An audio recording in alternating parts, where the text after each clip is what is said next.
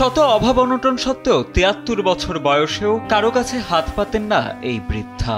সাগরে মাছ ধরেই জোগান দুবেলার ডাল ভাতের অর্থ, আর জালে মাছ ধরা না পড়লে প্লাস্টিকের বোতল কুড়িয়ে তা বিক্রি করেই কোনোমতে পেটের খোরাক মেটান সত্তর্ধ এই নারী।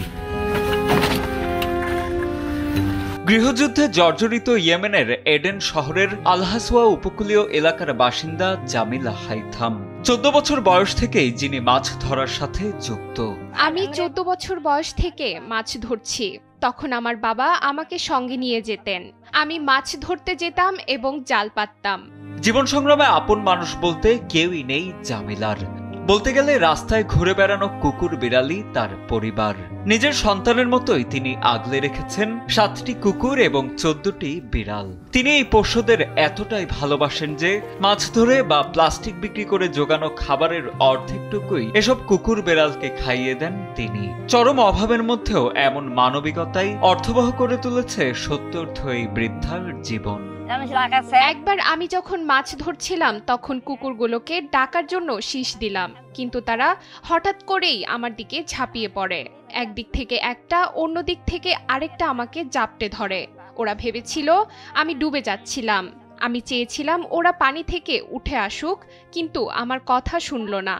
শেষ পর্যন্ত আমাকেই পানি থেকে উঠে আসতে হয়েছিল। জীবনের কঠিন সংগ্রামের কথা বলতে গিয়ে বৃদ্ধা জামিলা জানান ১৪ বছর বয়স থেকেই বাবার হাত ধরে তার মাছ ধরা শুরু।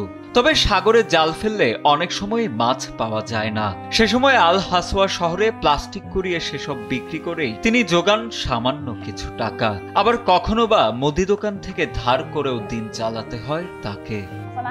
যদি কোনো মাছ না পাই তবে আমি প্লাস্টিকের বোতল কুড়িয়ে এনে তা ১০,০০০ ইয়েমেনি রিয়ালে বা ৫,০০০ রিয়ালে বিক্রি করি। এটা কিছু না পাওয়ার চেয়ে ভালো।